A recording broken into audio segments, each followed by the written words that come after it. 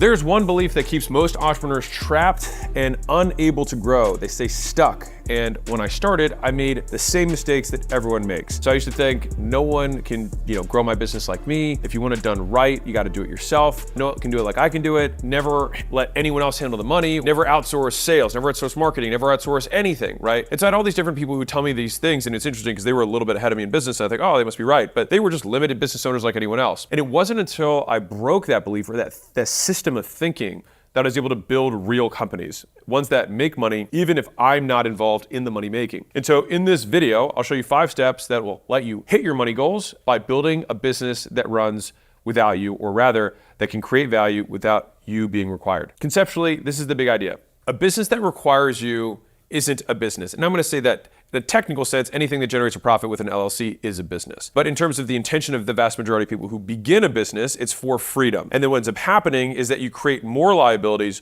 more dependencies, you lose your optionality, you lose your freedom, and you have a job you cannot quit. Tough. What's interesting about this is that I want to talk about transitioning this thing from an Ironman suit where it just enhances your ability to do, but still requires you to run, not like the newer Ironman suits, which didn't require a person. Let's not get into it. The businesses are valueless without you, all right? And if you can get the Ironman suit to become upgraded so it can run and go fight the bad guys or make the profit without you, then it becomes something that is inherently valuable to anyone. And once something goes from valuable to you to valuable to anyone, it means it's something that other people would want to buy. When it's something that other people want to buy, it's something that is valuable and inherently has worth. And so let me give you some simple math here. Let's say you have 2 businesses, one that does, I'm gonna use simple math, you can remove zeros if it hurts your eyeballs to think of more zeros, all right? But let's say you've got a $10 million a year business over here, top line, $10 million business over here doing top line. So 10 and 10. Okay, which business do you want? Well, you need more information, right? Of course. Now let's say that both businesses are 10 million top line, 2 million bottom line, $8 million of cost in both. Now which business do you want? You still need more information, of course. Now, let's say that of this 10 top line, $2 million bottom line businesses, this one, the owner is running 80 hours a week, is like every day of the week they're working, and is required to work, different than choosing to work, as a side note, but I won't get into that for now. The second business, the owner never is there and just owns it like you would own a stock on the stock market. Now, think about which of these business owners is richer. Now, at the onset, you'd think, oh, well, they're both the same top line, both the same bottom line. But the difference is actually very dramatic. And so let me explain. So this guy, first guy, very frustrated entrepreneur, Fred, he makes $2 million a year, and then he pays his 50% taxes, and he makes $1 million left over. Then he lives his living expenses, whatever. Maybe he's got a family. Okay, he takes home $500,000 he can put away. So he's getting richer at $500,000 a year, roughly, in terms of his net worth. That's a slow way to accumulate cash. Now, don't be wrong, $500,000 is a lot of money, but I'm just saying, big picture. Now, this guy, let's call it, so we had frustrated Fred, and let's call it Wealthy William. Sounds very, fancy. So this guy has an entire team that actually runs the business day to day without him. And so he just owns it like he owns the paper stock of a company. And his business right now trades at 6 times profit, meaning somebody would be willing to come in and write him a check for 6 times $2 million, which is $12 million. And so of these 2 guys, this guy adds $500,000 to his net worth every year. This guy has a business that is worth $12 million. This guy's way richer. But check this out. Now, let's say that both of these guys work, figure out a way to make the business make an extra $500,000 a year in profit. So they go from 2 million to 2.5, 2 million to 2.5 in profit. That's what happens here. Now, here's where it gets extra sexy.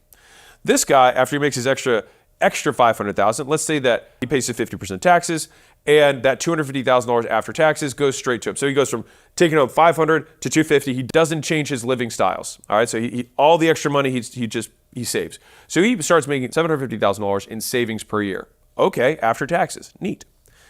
This guy, the $500,000 that comes in after taxes, he gets a 6x multiple on.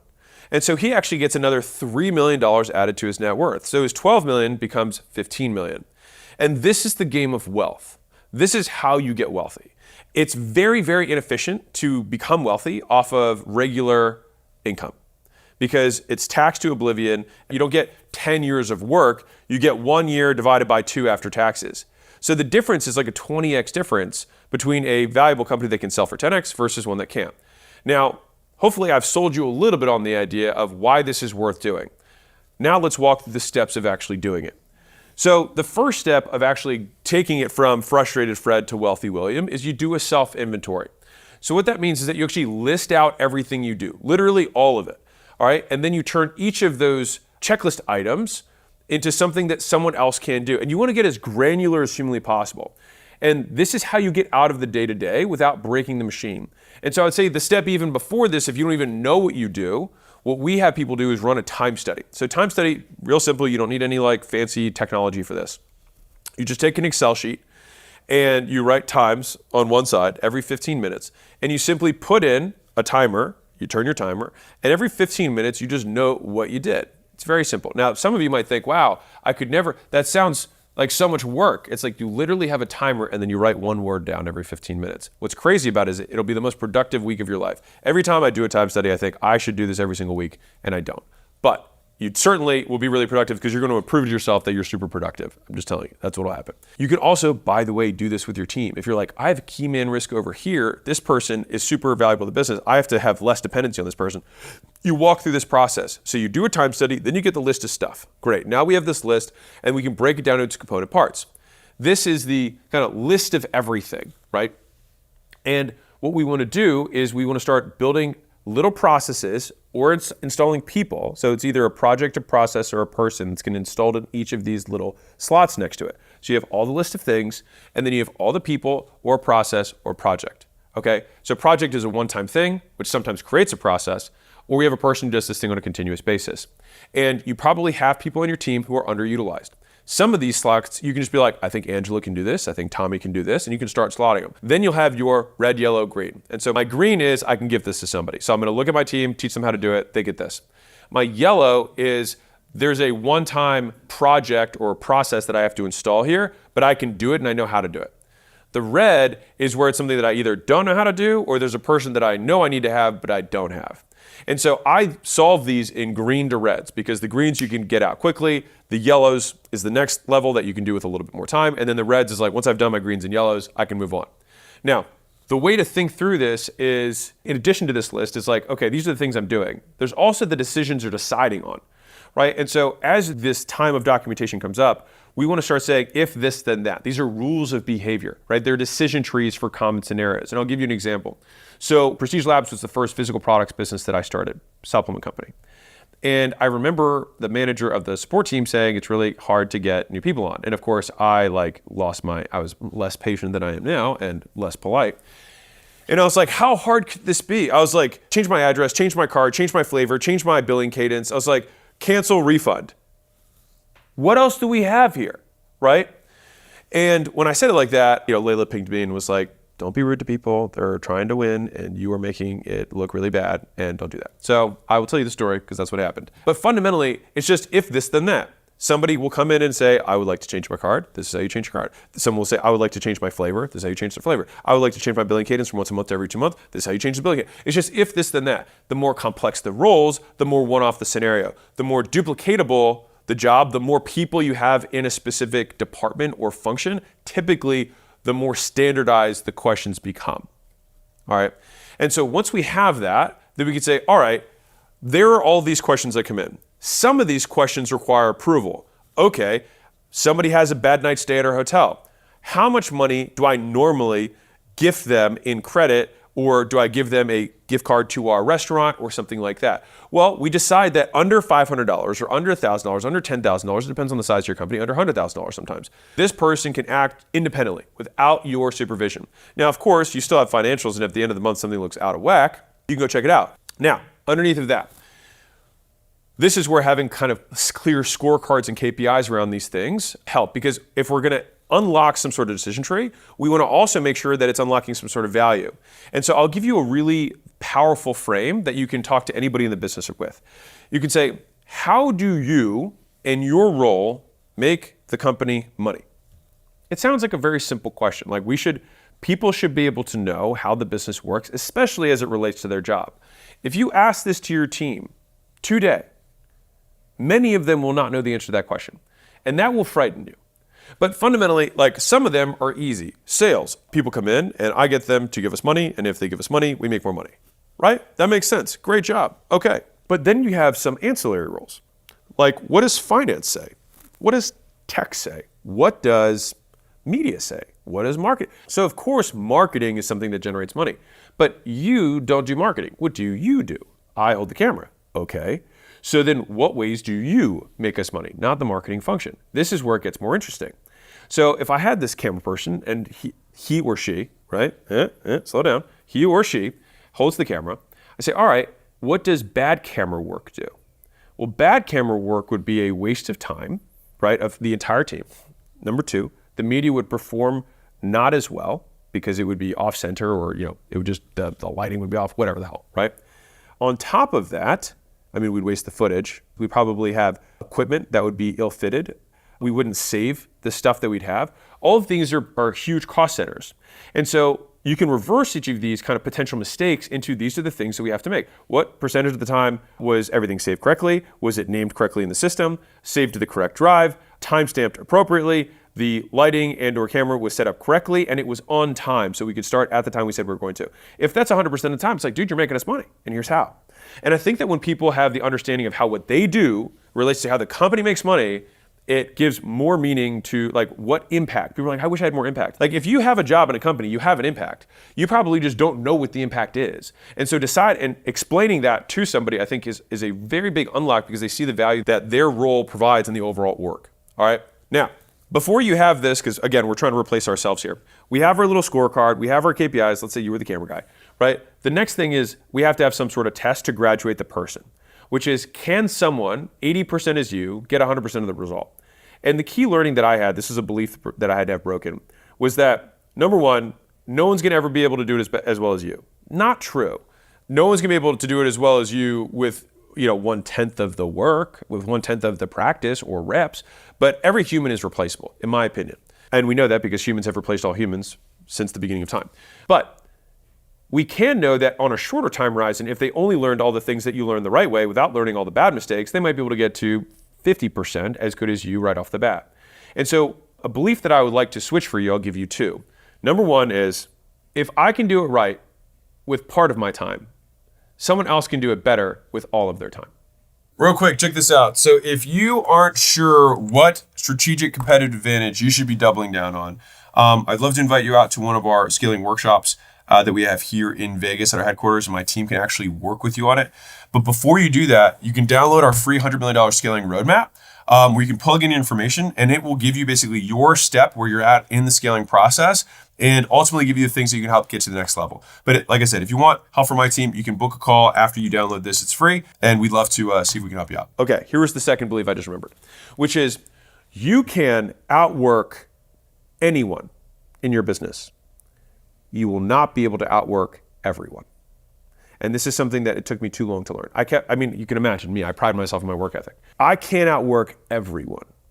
And so the longer it took me to realize that, the longer it limited my ability to grow. I can do a mountain of work, but I can't do Mount Everest. That requires more hands and more shovels, which brings us to number two. So you want to start trading doing for managing and leading. So here's the simple math behind this. Like there's actual math here, which is, let's say you swap 200 hours a month, so roughly 50 hours a week of work for doing 20 hours of managing. So now you go from 50 to 5. So you have a 10x improvement in leverage, and you replace yourself again by hiring a manager the next time, and then you trade the 4 hours for 1 hour, right? And so this is basically how leverage occurs through labor, right? Is that you have to turn your effort into an organization that produces without you, right? And so employees or AI in the future, right, make a fully functioning enterprise that can continue to scale. And that's kind of my litmus test is the baseline is, does it burn down without me? For many of you, if you just get to here, you'd love your business 10 times more. Like I can actually leave for a month and come back and it didn't burn down, thank God, right? But where it gets really nasty and really exciting is where you can leave for a month and when you come back, it's in a better position than it was when you left. That is a business that people want to buy because what it functions as is essentially a faster growing annuity for an investor, which gives them a big multiple, which is why they pay you lots of money for it. So let's walk through what this actually looks like. There's kind of 3 steps to it. So you'll shadow train. So this is where they watch you do it. The next is you supervise them doing it. So they do it in front of you. So you do it in front of them. They do it in front of you. And then after that, you kind of just support their independence and you're available, but not involved. So it's like, I'm fully available. You can hit me up whenever you need anything. And then what happens is in the beginning, they require a little bit more ad hoc calls, consults, help. And then over time, if you have a competent employee, those decisions get automated back down to them, right? And so that's when the full handoff occurs, is that they own it completely. And again, initially, I'm cool with 80%, sometimes 60% as good, as long as I have a clear path to them getting better. And I'll give you a little pro tip. I used to measure employees by how well they started. I measure employees today on how fast they improve. Because if you look at two employees, right, let's say somebody starts here and someone starts here. If this person's flat and this person's like this, I know that in 3 months, 6 months, this guy's gonna pass this guy. But then what happens another 6 months, right? And so sometimes it's worth taking someone who's a little bit less experienced or has fewer inherent skills because they didn't have as much time, because they're able to learn faster. And so intelligence, I measure as rate of learning. And so I will rather have a more intelligent employee who learns faster than a more experienced employee who learns slower. Just something that I've learned. And it depends on the role, obviously. But I would say that I've had a big shift in terms of how I think about talent. Now, the goal here is that we want to move from doing the work, this is the big picture of point 2, move from doing the work to managing people, right? We focus on recruiting A players, not doing A player work. We focus on the business, aka strategy, prioritization, not on the tactics of what we need to do next or what we need to do today. And so your job becomes attracting talent and aligning incentives. And so the ultimate test for you is, can you take 3 months off and have the business grow anyways? Like, this is the easiest, especially for those of you who are brick and mortar. This is super important. If you're brick and mortar, a lot of you guys want to get my second location, want to get your third location. This is the simplest litmus test. If you can leave it alone, like your phone doesn't ring, and I'll tell you how to do that in a second. Right? I call it the phone test. I'll tell you later. But 3 months later, it's bigger, great. It's the same. We have to figure out a way to get it to be able to grow. Unless you're in a super cap market where there's no way it can grow, fine. But the vast majority of businesses can improve, can grow year over year over year if you have a good business. And if it's flat, the thing is that you still have some sort of magic over here. As soon as the eye of Sauron moves, sometimes if it's flat, it's going to go down. Now all of a sudden you've got double the liability, double the debt, double the overhead, half the talent because it's spread. And now you have more risk and less profit. No bueno. So this is why it's so important. You're like, man, that's never going to happen. It's like, right. That's why a lot of people shouldn't have second locations for much longer than they think. That's why overexpansion is one of the number one reasons people go out of business. So you're like, okay, how do I find these types of A players, right? Is we want to look for people who describe their role in metrics in as much detail as humanly possible, right? So I can measure someone's skill in any endeavor based on the quality and the quantity of metrics they track. And I'll tell you the first time, a great example of this. So the first time I hired a really good HR professional, and I've had plenty of them in my history, but the first time I hired a good one, she asked me questions on the interview. She was like, so what's your cost of acquiring talent? And I was like, I don't know. That's a good question. I should know that. She was like, what's your time to fill? And I was like, wow, I didn't really think about it. She was like, okay, what's your two-way fit in terms of what percentage of 90 days later do both the employee and the manager say that it's a 10 out of 10 fit? And I was like, don't know. And so she starts giving me all these different metrics for the talent side of the business that I had no idea about. I was kind of in the internet marketer world of, oh, if I have a low refund rate, therefore my product is good. It's kind of like I had that on the talent side where I was like, oh, which by the way, that is not how you know you have a good product. Just FYI. I was on the talent equivalent of that of like, well, we haven't had any lawsuits lately. It's like, duh, you think? That's probably not a good way to know if you have a good culture or a good team or a good talent management process. And so again, the quality and quantity of metrics. Now, this particular HR professional was a leader in turnarounds. And so she knew all these different metrics. And then obviously I learned all those things from her and then discarded her. I'm kidding. But I learned those skills so I could apply them. And fundamentally, I try to find people who can teach me things because that's like the best thing in the world. It's like you pay someone to say, hey, you know way more than me. Go do that in here. When you're starting out though, it's hard to afford those people because those people don't want to work for you or you can't afford them or both, right? Now, I'll give you a couple rules of thumb that also took me too long to figure out. Is that number one, interview more people than you think you should. And I know how costly this is as a business owner, so you want to stack as many as you can. Also, I highly encourage group interviews pretty high up. Once you get into director and executive, it's tough, but like anything that's like frontline to maybe even manager, you can have group interviews because it'll save you time and you'll very quickly be able to read people's vibes. And so the idea here is that, I'll tell you a story. For school, Sam interviewed 600 developers. 600 developers to find our co-founder, Daniel, the CTO. 600 100. So think about 1, 2, 3, 4, 5. Okay, so that's just me naming numbers, and that felt like it took a long time. Now imagine each of those represented a 30 to 60 minute conversation. And then imagine that that's over a year of those conversations. It is brutal. But when you do that, what happens is you start to get a lot of nuance of who's good and who's not. When you talk to 10 people who say that they are a sales manager, you're going to get a way better idea than when you talk to one of who's actually legit. When you talk to your 50th person, you already know who's got game. And so what happens is it starts to tune your picker. Because fundamentally, the reason I think we've been able to grow businesses faster and faster and faster with each next company that we start is because pattern recognition becomes one of your biggest assets. So like some people call this wisdom or whatever you want to call it. But fundamentally, it's just that I've had a good sales manager. They looked like this. You look like that person. Therefore, you have a higher likelihood of working out in this role. But to figure out which sales manager was good, I had to hire 5 different sales managers and waste 6 months or a year on each one of these before I finally found somebody who was good. So that's the thing, is that if you look at every role in the business, and again, this goes from the ground up. So a frontline support rep, a frontline sales rep, a frontline media editor, whatever. And then all of a sudden it's like, okay, those start to work, and then your business starts to grow. And then you're like, I've never hired my first level of management. So you got to figure out what a good sales manager, a good media manager, a good, all these roles. And then after that, you're like, okay, well, that starts to grow. Now I've got my director level. And so each of these levels, you keep putting these people in until eventually you know what it looks like when it's right across an entire org. And so what happens is when you start really building businesses, you're not actually building the business. It feels much more like assembling the people who then build the business, which leads us naturally into the third of our little buckets of what do you do to remove key man risk. And I'll give you one more little tip. When you're doing all those interviews, if you aren't learning from the person, especially if it's in a leadership role or above, waste of time. If you're not learning from them, then it means that you're going to have to teach them, which means that not only does this person, like it means that you're going to have a increase, like your life's going to get worse before it gets better, which sometimes it's required. But at a leadership role and above, that person should be teaching you. And so there's no point in you trying to go in and train them. They should be like, this is what we need to do for our financial function. You're like, great, love that for us. Go do that, right? Okay, brings me to the third point, which is you want to remove yourself from marketing. Now, marketing is a larger term, but fundamentally it's acquisition, right? If the business relies on you to get customers, which is very common in founder-led companies, like you're the breadwinner, you're the promoter, you're the one who brings the business in. This is one of the biggest risk factors in business because this is why you can't leave. And when you do leave, the revenue goes down.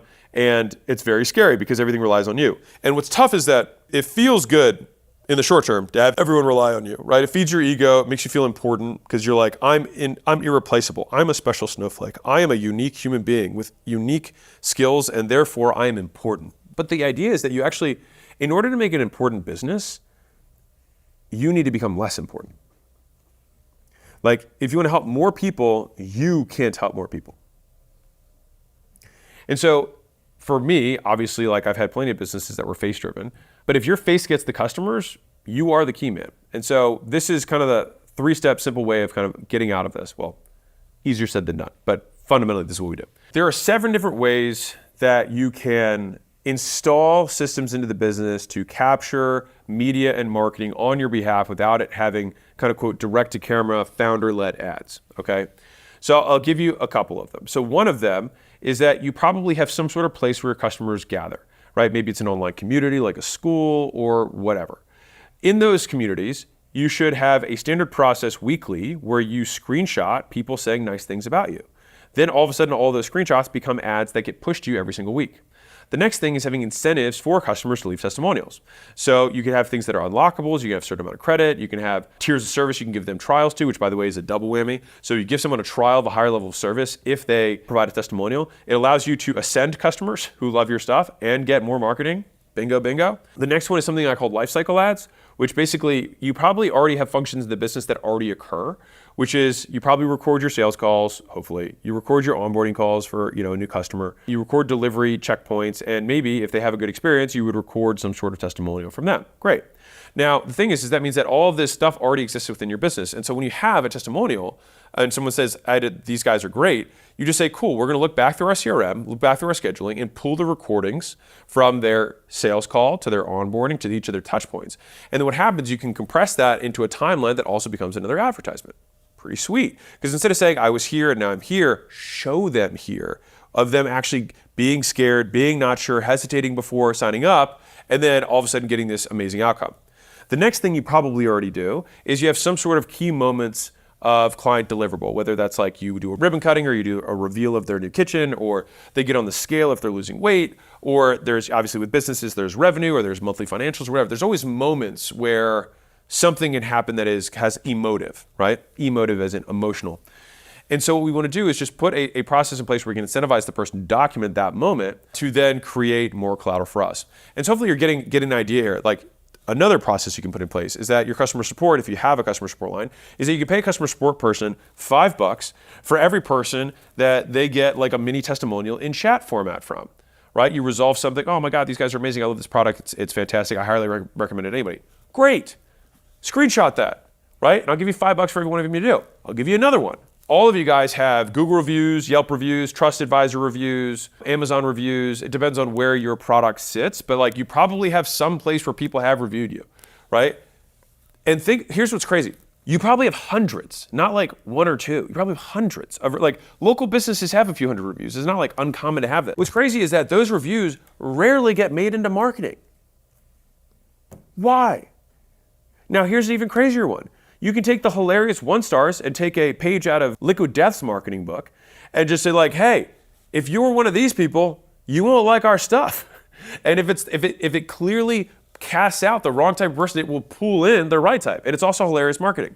And so I think I just gave you 6 or 7 different processes that you can install in a business that all get ads and marketing to come to you.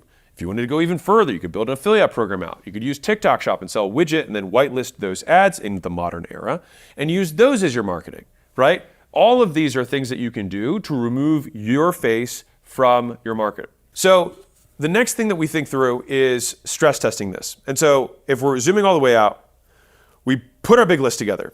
We red, yellow, greened it. We then created a decision tree. We created a box around how much money they're able to make decisions on. We have our scorecard. We test them to make sure that they actually pass the KPI. That's step 1.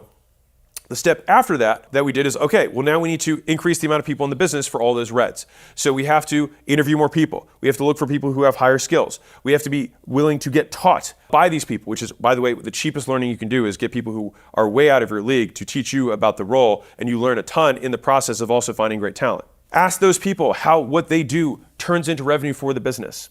And then finally, actually take your 90 days off, and something will break. But you continue this process until eventually nothing breaks. And then once nothing breaks, you actually have a business that can run without you.